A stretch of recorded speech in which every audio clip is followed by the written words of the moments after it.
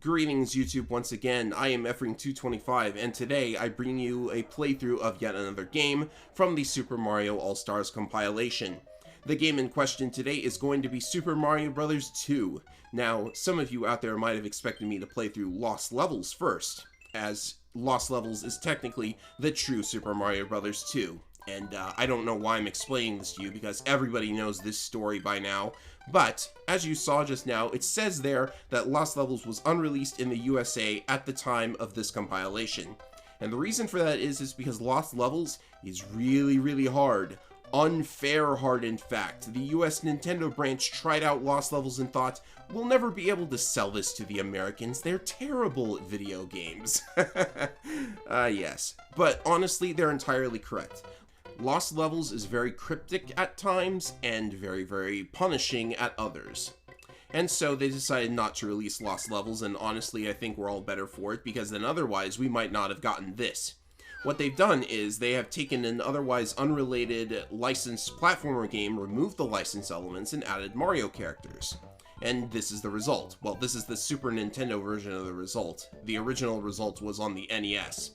This game is called Super Mario USA in Japan because eventually they got their hands on it the same way we eventually got our hands on Lost Levels. So I think everybody's happy in the end because honestly, this game is so very unique compared to the rest of the Mario series that I actually quite like it. It's the first Mario game in the history of Mario to allow you to play as multiple different types of characters because you've got 4 playable characters to select from: Mario, Luigi, Toad, and the Princess. And all of them have different abilities and powers. And what you're seeing right here is me playing as Luigi and skipping large sections of the level because Luigi jumps the highest and falls the slowest, so he's actually very useful in a number of locations. I'm going to be using all 4 of the different characters at some point or another, but believe me when I say that Luigi is probably the best out of all of them. Like, in most of the Mario games, he is characterized as having higher jumping abilities than Mario himself. And, you know, it makes me wonder, why do they treat this guy like such a second banana joke character? Like, he's the best. He jumps the highest. He skips large chunks of the level, and okay, maybe that's the reason why they do that. They don't want you to select him. But yeah, the other characters have their strengths as well. So Mario 2 is based around, you don't jump on top of enemies to hurt them. You actually pick up enemies and vegetables and other stuff and throw them at the enemies to hurt them. And that's very different from, you know, the typical Mario platformer, but again, it's very unique, and I kind of wish they would go back to this theme of carrying things and throwing them. But, you know, they haven't even really done a game where you have 4 different characters with different attributes and abilities until the Wii U's Super Mario 3D World, I think is what it's called. The one with all the cat power-ups and the other stuff. Yeah. So yeah, I've just blitzed through 1-2 here because, you know, if you're Luigi, you can make that jump and, like, skip an entire cave section where you have to grab a key and put it in a locked door and stuff. And this character is called Birdo. You'll be seeing a lot of her. Like, she shoots eggs and you're supposed to pick them up and throw them back at her, and then after getting hit with 3 eggs, she's down for the count, but she'll be back in the next stage. And the next stage after that, you know, almost every stage ends with a Birdo fight.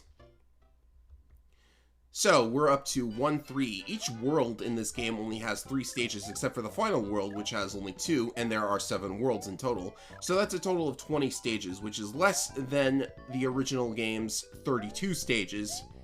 But I think the stages in Mario 2 are a lot better. They're much more wide open, they're explorable, you get to do all sorts of different things. And in this stage in particular, like, I've skipped a key already by just jumping over the cave area with Luigi.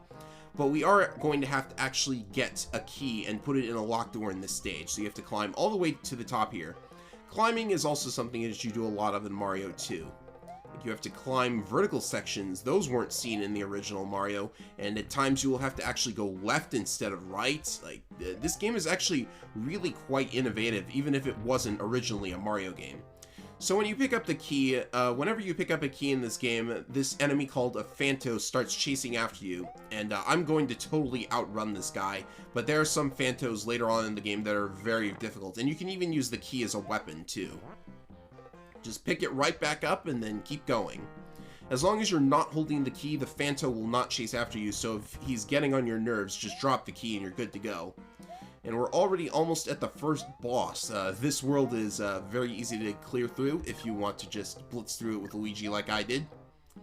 And I haven't even explained all of the mechanics. You've probably seen me do a couple of things that I have yet to explain, but never mind that for now. We're on to the first boss.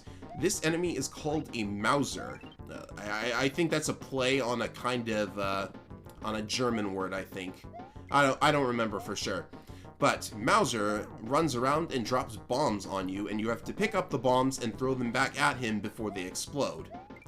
As you can see here, bombs also break through certain blocks. That'll be important to remember for later. So it's also worth noting that Mauser was a character in the Super Mario Bros. Cartoon where he was working for Bowser, which doesn't really make sense because Bowser's not even in this game. The villain of this game is actually a really fat frog named Wart. I don't pick these names, I just tell you them.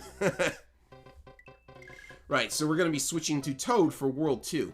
Toad is the fastest character in the game. He does not jump the highest. In fact, I think he has the worst jump in the game. But he is the fastest, which makes him a popular choice for speedrunning. Because, in fact, if you are carrying an enemy, he actually runs even faster than if you just run normally without carrying something. But because of his low jumps and because he can get kind of a little bit uncontrollable, it's very easy to just ram right into something if you're not careful. Controlling him is a little bit difficult, as you can tell, because I've actually lost a life in the first level of World 2. Yeah, not a good day for me. This entire playthrough was not a good day for me. I had to retry the final world like many times. It was awful. Took like an hour and a half to clear this game when it should have taken me under an hour, as you can see by this video's runtime.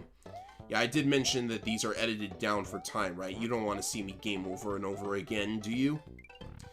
Alright, so we now have an indoor section, and this is one of the things that I actually don't like about Mario 2. These sections where you have to just dig up all of the dirt, like, or sand, I guess, so you can get to the bottom, and then maybe go through a door or try to find a key. I don't know. I never like digging through all of this stuff. Especially since if you dig straight down in a column, you risk one of the Shy Guys there just dropping on top of you from above, and that will cost you a hit. Shy Guys are a new enemy type that kind of sort of became ingrained into the Mario canon, even though they technically weren't originally for a Mario game. Same goes for Birdo. But yeah, these are all nice additions to the Mario canon, so I'm very happy for them. Of course, it did take a while for Birdo to resurface. She appeared as a mini-boss in Super Mario RPG, but she did not get another reappearance until, I think, Super Mario Advance, which was a port of this game to the Game Boy Advance, and normally I would have totally liked to play that because it has some extra bells and whistles compared to this version. Some characters have voices, including Birdo for some reason, and that's a joy to listen to, believe me. And there's even a new boss that doesn't appear in this version of the game, but it does appear in Super Mario Advance. But I chose not to play that version because this version of the game, like Super Mario Bros. 2, kind of relies on you having this nice large screen size to work with. By shrinking it down to the GBA's screen size, the levels are bigger than the screen itself, and that causes you to not be able to see where you're going. You might drop down into a pit accidentally, or you might not see an enemy that accidentally runs into you, like I am doing right here. Anyways, I haven't explained what the potions do yet, have I? Potions are another thing that I actually don't like about this game. What they do is they make a door appear, and when you go in the door, you end up in this sort of inverse version of the world.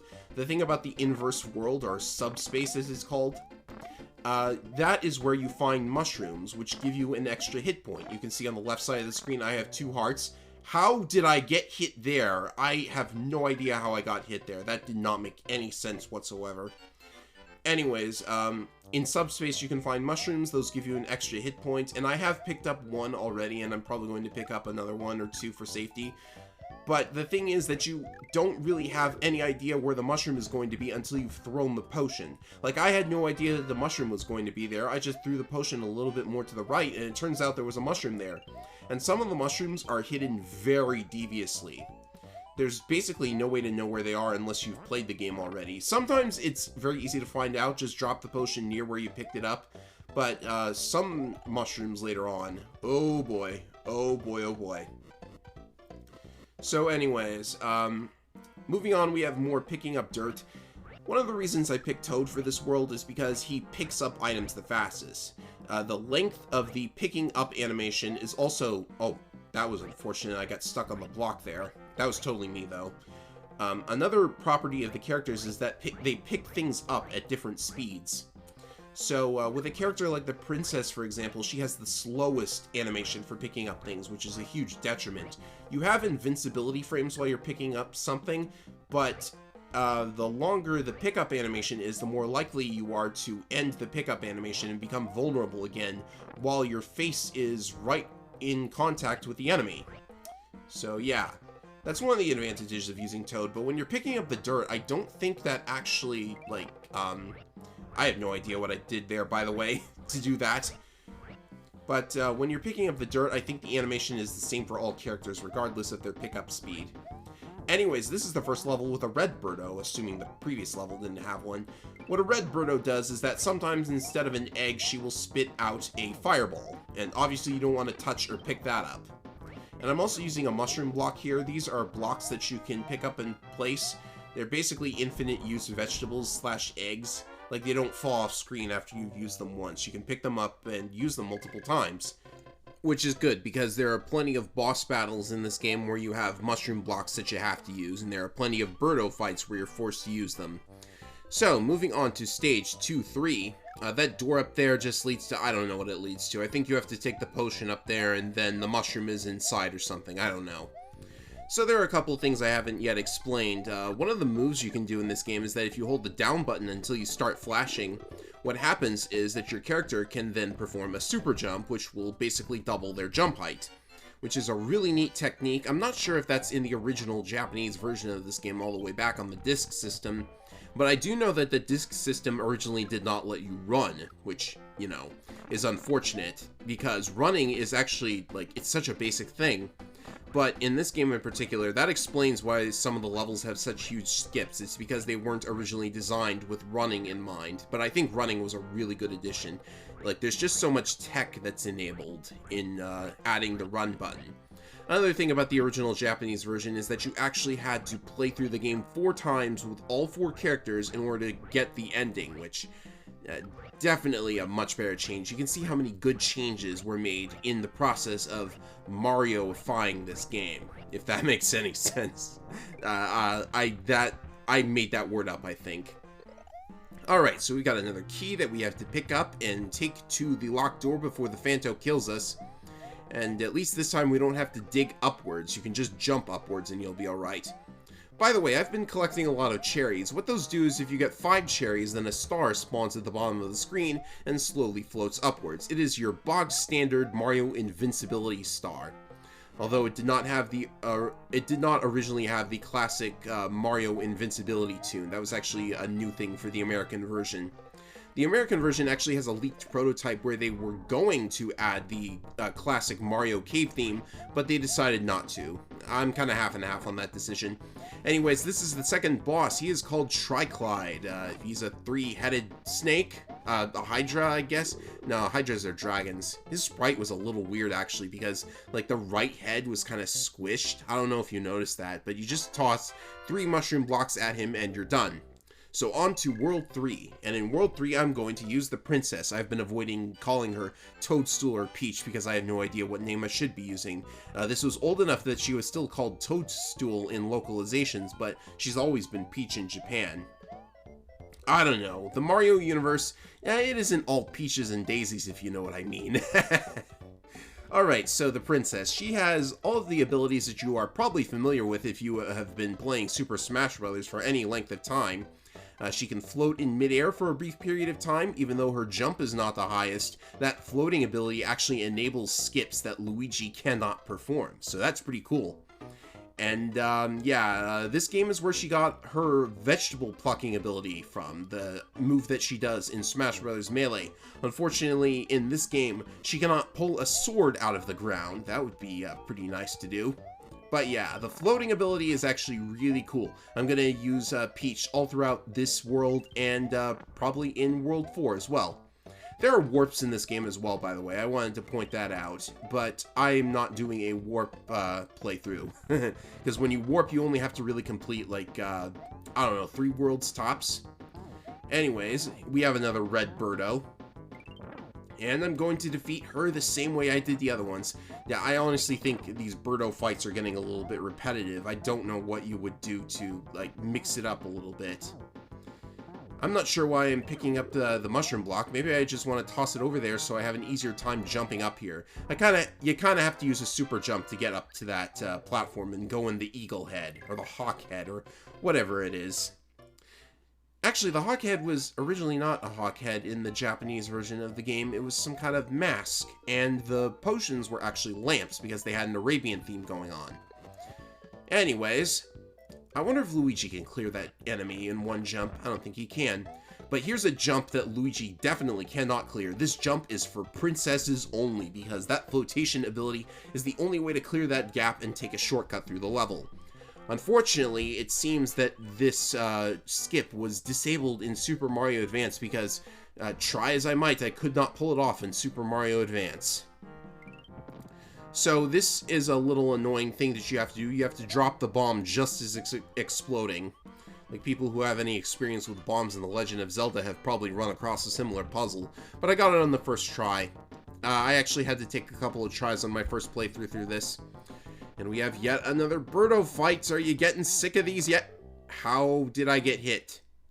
I guess the egg hitboxes are still active even if they've hit a wall and have started falling, which means you can pick them up even if they started falling. In fact, I think you can pick things up even after they've hit an enemy. You just have to be very quick on the draw to get ahead of the egg and jump on top of it again. And you can also use the mushroom blocks here, even though there's nothing beneath them. If you pick them up while moving, very easy to pick one up and then jump onto the next one, so that you can toss it at your Birdo and be done with this fight just a little bit faster. So we're already to the boss level of World 3. This is World 3-3. And this would be the world where the new boss added in Super Mario Advance would appear. It is a Mecha Birdo in Super Mario Advance that you have to fight, and I tried fighting it just to see. I didn't really like it that much, so yeah, that was another reason to just play the SNES version, because there are skips that you can't do on Super Mario Advance, and there are also annoying bosses that get added to Super Mario Advance. So after one super jump on that enemy to get into this area, at the top of this room is another key, which we are going to have to take downstairs and put into a keyhole. And we have the little pots that make Shy Guys come out infinitely. And here's the key. You gotta watch out though, because those spark enemies, those are gonna be very, very annoying in the future. Like, this is one of the levels where I think I would prefer having an extra hit, but I have no idea where the mushrooms are. I haven't played these stages that much. Worlds 1, 4, 6, and 7 are the ones I am most familiar with, because those are the ones you can warp to and skip to the final level. Actually, oh, that was annoying. And you know, even if I had, well, I don't think she would have dropped the key if she had had another hit remaining, but still, you gotta admit, it is annoying to see the key drop into a place where you cannot pick it up from. And yet again, I have blundered here. I have hit that spark enemy. That was completely on me because I forgot that your hitbox is kind of big when you are big. You did not originally shrink down to small size when you were down to 1 health in the original version of this game. But when they reskinned it to a Mario game, they decided to add that extra Mario element in order to keep it more in theme. So yes, this time around, I am just using the key to throw at the enemies that come out of the pots while simultaneously avoiding the Phanto, because he doesn't chase after you if you are holding the key. So dropping it every so often is one way to avoid him. Well, let's hope I get through this area without getting hit, because I'm on my last life. Because if you hit 0 lives, it's game over, back to the beginning of the world. But we're past the part with the key. Now we can jump upwards. We have a bit of platforming to do, and we have to avoid these sparks. You see how annoying they are? But there's a cool thing you can do with the ladders in this game. You can actually float off the ladder like that. I'm not sure how exactly, but there's a way to do it. But that does make using the princess in this area a very wise decision. Alright. Oh yeah, and the ladders in this game have this annoying quirk where you cannot be like on the complete right side of the ladder tile in order to hang from it. You have to actually be in the middle of the tile. That probably sounded really weird, me saying it, but if you try messing around with ladders in this game, you'll know what I mean. Alright, so we jump up here past the tweeter enemy, which is not really any different from the Shy Guy, if we're being totally honest here. This area is a little bit dangerous. I kind of hesitated a little bit, but eventually you will get past here. It would be nice if I could just float across, but I don't really know how to control that perfectly. But we're almost to the boss. I believe World 3's boss is a second Mauser. Oh, a little bit more to go. That's unfortunate. Alright, so I just have to, yeah, using the flotation ability was good there because I could wait for the enemy to be out of my way, safely floating above it in the meantime. And we have some more jumps, more jumping past these guys. It would be nice if the cherries gave me a star at some point, because the thing is, when you destroy lots of enemies, I think when you destroy 10 enemies, a heart starts floating upwards from the bottom of the screen. And speaking of hearts, Super Mario Advance added a lot of hearts inside of vegetables and, like, just hanging around in the sky. They did that to, like, I guess make up for the fact that the game was arbitrarily harder because of the smaller screen size. Anyways, you see what I mean with the heart there. I picked one up and now I'm back to full health. And now we're ready to face the boss. As stated, I believe it to be a second Mauser, and I'm right. But there's also a spark in my way, but as you will soon see, he is about to get destroyed by his own allies' bombs. Like, here it comes, in fact. Yep. Thank you, Mauser, for destroying that enemy for me and making this fight even easier. But to be honest, I actually very much whiffed it on this fight. It took me so many bombs to destroy him because, like, he just kept moving out of the way of the bombs. It's best to, like, get 2 bombs and drop them on opposite sides of the platform so that he has nowhere to go. I don't think touching him directly does any damage, but I'm not sure. Anyways, it's probably best to stand on this platform right here and throw the bombs at him that way. Because then at least they would make some distance on that platform and hit him. Like that. That was a good throw. And he's going to get hit as a result. So yeah, just gotta keep throwing the bombs. I think Luigi would have been preferable here. Anytime you lose a life, you are allowed to switch characters, but you could not do this in the NES version of the game. Not in Japan, and not in America either. So that's a new thing the SNES version lets you do. Good thing too, because I actually forgot which character I was supposed to be using in one of the levels. You'll see what that is later on. So is there anything else we can use to fill dead air? Eventually he's going to... Well, I guess I should mention that since this Mauser was replaced with a Mecha Birdo in Super Mario Advance, this Mauser was moved to World 6 and replaced a Triclid Rematch, which is unfortunate because Triclid is a way harder boss than Mauser. I would seriously like to see these guys come back in another Mario game. The antagonists of this game are apparently called the 8-bits, because they're on an 8-bit console, but there are only like 7 major members of the 8-bits, so it kind of loses its theming, to be honest. Alright, so World 4 is the ice world, and there are ice physics at play. I don't think there are any other levels with ice physics outside of World 4. But anyways, you have to take this rocket to the next part of the level, which has boss music, even though this is one of the levels that does not end with a Birdo fight. I'm actually just going to pick up the orb at the end, and then go through the mouth, and then everything will be okay. And we'll move on to World 4 too. So these white enemies are called Flurries. They're a little bit annoying to deal with. They chase after you relentlessly. I've selected Mario for this world. Mario is basically the middle grounder. He has basic jump ability, basic running ability, basic pickup ability, but he has nothing special about him, and that actually hurts him quite a lot. He's almost useless because Luigi jumps higher, Toad moves faster and picks things up faster, Peach has that clutch flotation ability.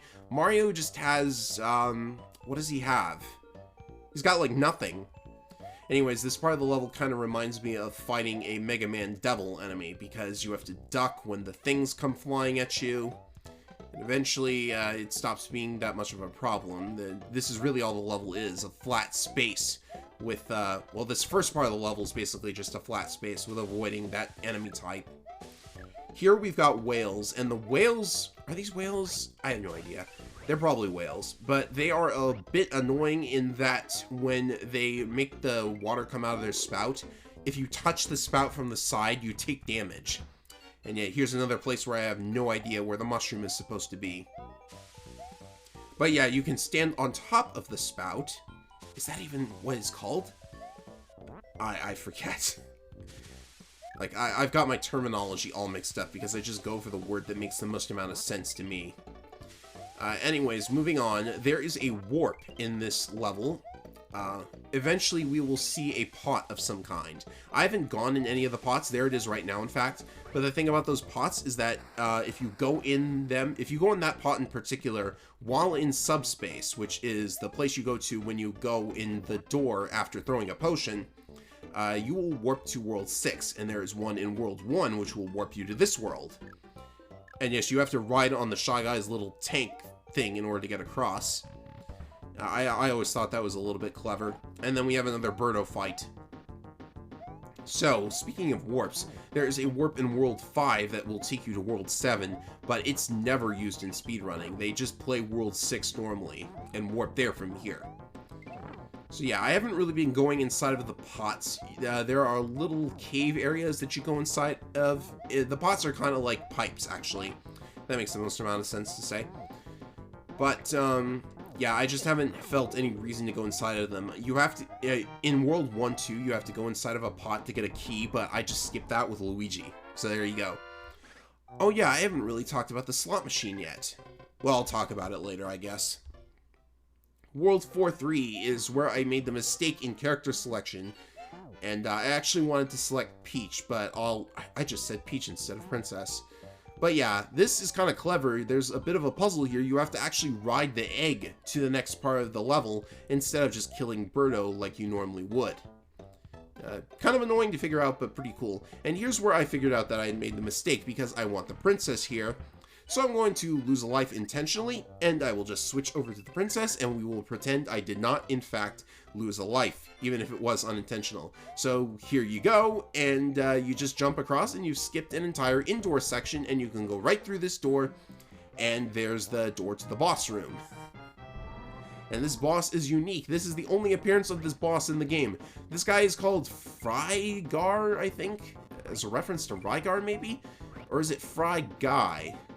Like, in Paper Mario, there's definitely a Fry Guy enemy, a Shy Guy on fire. I should not have gotten hit, by the way.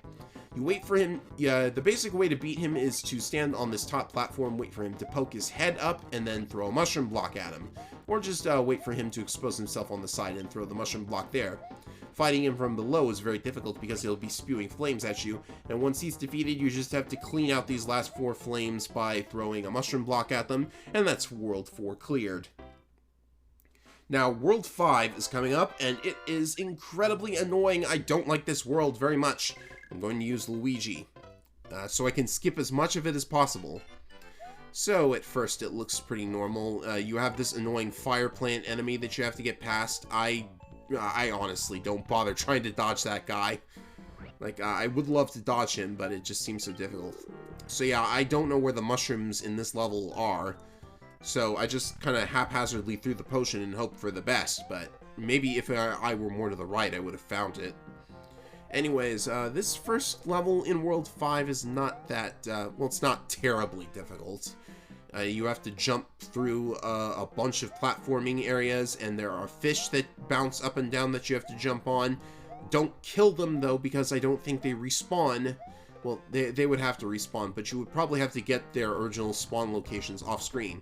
So in that room I was just in, there is a mushroom hidden on top of one of those mushroom blocks that was floating in midair. In order to get that mushroom, you have to actually jump up above the ceiling and then drop down, and you have to drop down on the correct mushroom block in order to expose the mushroom, and then you have to find the potion and throw it, of course. So that is one of the more devious mushrooms. And I'm completely failing against this boss, I apologize. But this is Green Birdo. green Birdos never shoot eggs. There is always a mushroom block nearby that you have to use to hit her. And, you know, I seem to recall reading that in one version of this game you could take Birdo's bow away from her. I don't really know if that's true for any games, but whatever. So, we just throw the mushroom block at her 3 times, and then she gives us the orb, and we move on to the next stage. Alright then, so, Luigi again for World 5-2. I'm trying to remember what goes on in this stage. We climb upwards, and then... I think this is just a basic... Oh, I remember what's in this stage, actually. This is going to be a real treat. Alright, so I'm actually plucking a vegetable out of the ground and using it to kill some annoying enemies, but it took a while to platform past them, unfortunately, because I just got hit and I was really confused. And this is where bombs start popping out of the grass patches when you pick up stuff. What are they doing in the grass patches? I have no idea. But that's annoying because they are just like 1 second away from exploding. You have to get rid of them really quickly or you're taking a hit. And that could actually be considered like poor form for the game designers because, to be totally honest, like you have no idea what you're going to pick up until you've picked it up. Like there's no indication that there's going to be a bomb there. Anyways, I was destroying enemies because I was hoping for a heart to appear so I would get my 1 hit back. But this climbing section, really simple. All you have to really do is just keep climbing upwards. Like almost nothing here is threatening to you. So we're climbing above the moon, apparently. And the sky just keeps rising with us. We're climbing past the moon and the stars, and... Oh, what's this? Here we have, I am not kidding, a Mega Man-style spike falling section, where you have to avoid spike pits while falling down. Yeah, I don't think importing that from Mega Man was a very good idea. So we have another red Birdo, and this one is a little bit interesting because you have a fish that gets in your way, but you can pick it up and throw it at Birdo for an extra hit. That's pretty cool too. Alright, so I just have to not miss. The thing about throwing things in this game is that if you just press the Y button to throw, I think it was the Y button that I was using. Yeah, it had to be. If you just press the Y button while standing still, then it gets thrown diagonally downwards. But if you throw it while moving, there's a sort of arc to it. Right. So moving on to the final stage of World 5, it begins with an indoor area that we have to climb out of yet again. I have no idea what the purpose of that is. So that pot right above me is where you would warp to World 7, and here the stage turns into a Smash Brothers sudden death battle. That's basically what it is. There are just so many bombs being flown in by these birds. You're gonna hate these birds by the end of this game, by the way. So again, I got hit very early on and I wanted to destroy enough enemies to get a heart. But I will eventually get that heart, just so long as I remember that you have to run and jump in order to clear that gap. And it would be nice if one of these guys blew up next to that rock wall, because then they would destroy it and I could get inside to where the mushroom is.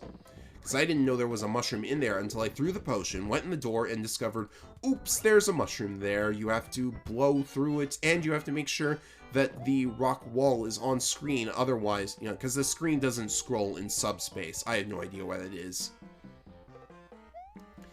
Alright, moving on. Some more bombs present, and I'm hoping that there's not a bomb in that patch of grass. But it is a vegetable, so we can in fact throw it at the enemy and wait for the heart to come up. It was very convenient to find this heart here. And does that mean the boss is up next? No, we have a vertical section inside of a tree trunk. I actually didn't notice that it was a tree inside of a cave. Excuse me, how does that work? Thought you could maybe slip through that little gap, but I don't think there's any way to slip through there even if you are small. Maybe the princess could do it actually if she floated at the right height. I'd have to experiment with that. That would be a very interesting skip, but I prefer Luigi in this level for his jumping. Right, some very tight gaps coming up here. Well, not that tight, really. I just have to do a super jump to get up here. Otherwise, you have to jump into that little nook on the left, and I hate that. That'd be an annoying place to jump from. So this plant moves while shooting flames at you, but you can actually just wait for it to fall off screen, and I think it despawns pretty much at that point. Not sure if, I do think enemies despawn and respawn if you get them off screen and then back on screen again. Right, so moving on to the boss area. Before we get to Birdo, we have to actually ride on this flying carpet, as there's an enemy with a flying carpet that you have to fly across. Did I mention, by the way, that the original version of this game was heavily inspired by Aladdin? Flying carpets, a magic lamp that turns into a door, that mask thing that ends each stage. Yeah, you get the idea. Also, the characters were dressed in Arabian garb, so there's that too. Anyways, it's a red Birdo next, so, you know, this is the same as always. You fight her the same way you fight all of them. Yeah, I would have preferred a little bit more variety with the Birdos, but, you know, I suppose eventually, like, they would run out of cartridge space, and they didn't want this remake on this SNES to deviate too much. Oh, coming up is a boss that was not seen in the Japanese version. I believe they put a Frygar rematch here, but instead, in the American versions, it is a crab that throws rocks at you. And those rocks are really annoying. They never stop moving, so you have to actually jump on them and pick them up. This is actually pretty challenging and pretty unique, so I'm glad it was added, but it can also be annoying as well, because sometimes you just get in a bad situation and wind up plummeting down one of those gaps if the rocks do not behave. But as you saw at the beginning of this fight, it's actually possible to hit one of his rocks with another rock, and then both rocks bash him on the head, which is really, really cool to pull off. I like doing it. Now that's one enemy that I wish came back for a second go, because it can actually be a pretty fun fight. So somewhere in there I must have picked up a coin. The thing about subspace is, when you go into subspace, all of the vegetables turn into coins, and those coins are used on a slot machine that shows up at the end of every stage. So I must have gotten one. And that slot machine can give you extra lives, but that's really all it's good for. It's, like, this is kind of the point where people started to value extra lives less and less, but you do kind of want extra lives in case you end up having to use a continue or something. Alright, so we are in World 6. I have chosen Toad for this. Not really sure that was the best character decision, but I don't mind. Yet again, I don't know where the mushroom is, so I kind of wasted that potion. And, yeah, there's some annoying situations you can get into, so sometimes I like to just take the hit and move on. Was hoping for a potion to be here so I could maybe, like, pick up a mushroom, but that didn't happen. So now we're in an indoor section. One of these pots, one of these many, many pots, has the key. And it's this one right here. So, in case you were thinking that you would have to search every pot, you can't even go into every pot, but the one on the far right next to the one with the enemy in it, that's the one you want. So we need to very swiftly jump out of the pot. This is the only pot that I actually went into, by the way, I think. So just jump out of there. Phanto follows us and avoid the bullet from an off-screen enemy. And in the door. And here's the Birdo for this level. It is another green Birdo, and we've got 3 mushroom blocks, so this should be pretty easy. Unfortunately, I make a fool of myself and try to fight her in an unusual way, so this is gonna get weird. You definitely don't want to pick up something while a fireball is coming at you. So she actually stood on top of the mushroom blocks, which means that she basically can't hit me because the fireballs are now going too high that they pass over right over my head. Alright, 6-2 is up next. Just 4 more levels, actually. Because there's 6-2, 6-3, and 7-1, and 7-2, and this is the worst part of the whole game. I do not like this section whatsoever. You have to ride on these birds all the way to the other side of the stage, and they take you through some annoying stuff on the way there. I have no idea how you're supposed to get birds that spawn at varying heights. I have no idea what you're supposed to do with this level. I know what the speedrunners do with it. I actually went in the door with the potion here to pick up the mushroom. It's a very obvious mushroom, like there's nowhere else it could be, to be honest. But now I'm kind of stuck because I have no idea how to get a bird to spawn and have it fly to the right. They're all flying to the left, so I apologize, but I'm going to end up wasting a bunch of time here because I didn't know what to do. So yeah, I eventually resigned myself to flying back to the left and maybe hoping that a bird will move to the right. I can't stand on those enemies because you don't move with those enemies. I guess they're going too fast. So we just wait and wait and wait, and yeah, we're all the way back at the beginning, and this is a glorious level design. And hey, there's an enemy that actually flies like a little bit higher up. So now we just have to wait for this to take us to the end of the stage. So Toad is sitting there. He's kind of got a nice outfit. That's a really interesting Toad uniform, to be honest. But I think it's, oh, yeah, and then that happened. The three birds just flew at me and I didn't know what to do, so I got knocked off like it's Castlevania all over again. Alright, so this time I decided to try and use Peach's flotation ability. Gets me over this enemy with, well, I still took a hit, but that's fine. I have the extra hit from the mushroom, everything's okay. Wow, they kept this in the SNES version? Boy, oh boy. Yeah, you kind of do have to ride on the lower bird in order to avoid that group of three, unless you jump over them. Alright, so is this ending anytime soon? Oh, hey, it looks like it's over. Thank goodness. And next up, we have another green Birdo. What a surprise! They're going to be using green Birdos all the way through the rest of this, and that was actually a close save right there, using the floating ability to avoid hitting the fireball. Alright. Just moving on here.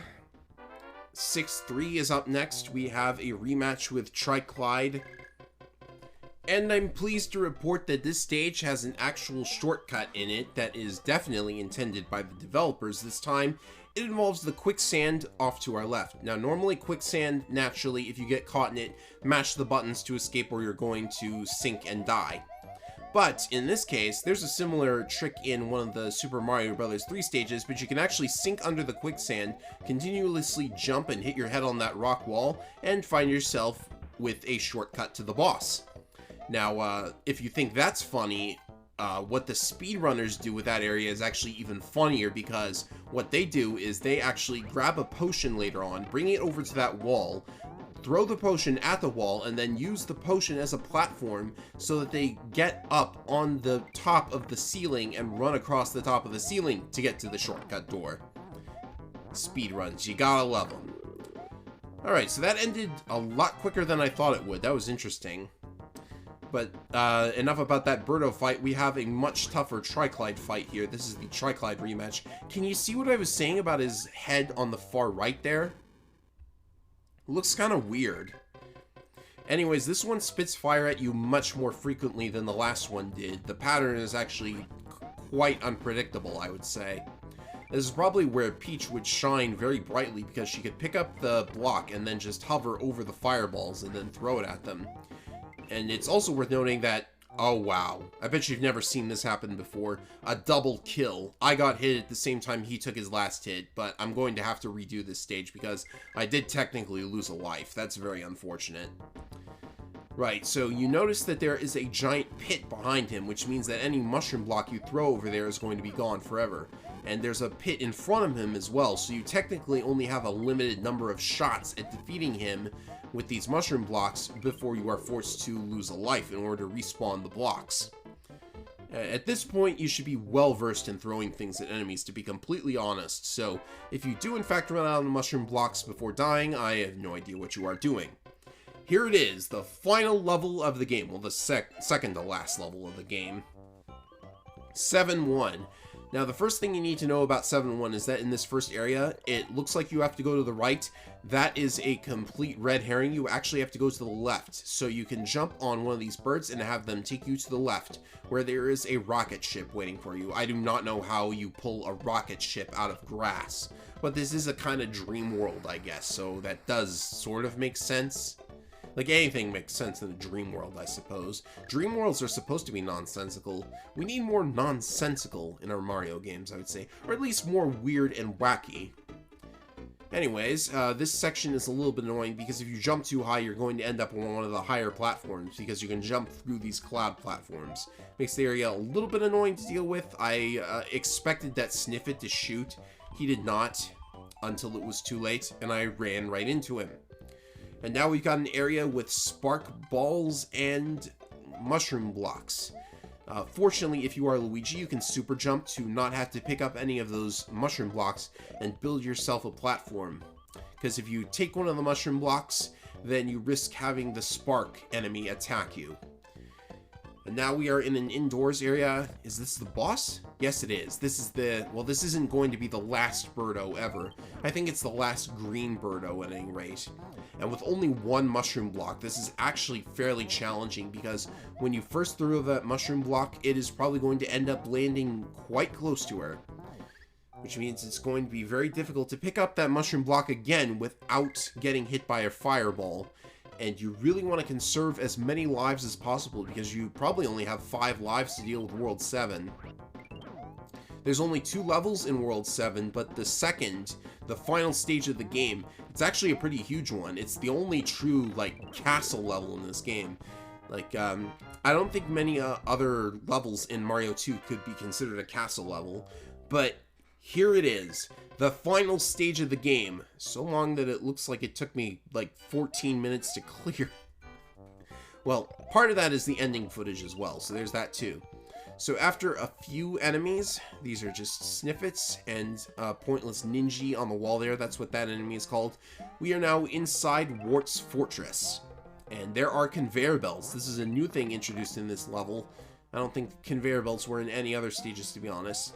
So there are actually multiple paths through the fortress, which can lead you to different mushrooms as well. I picked Toad at first because I wanted to take this path, which involves... Oh, by the way, mushroom block floating on cherries. Really funny. I wanted to take this path for obvious reasons. Toad picks up things the fastest, so he can make it through that area the fastest, and well before the spark enemies have a chance to hit him. These spark enemies, though, they're going to hit him. That first door leads to a previous path, so we don't take it, we take the second door at the far end.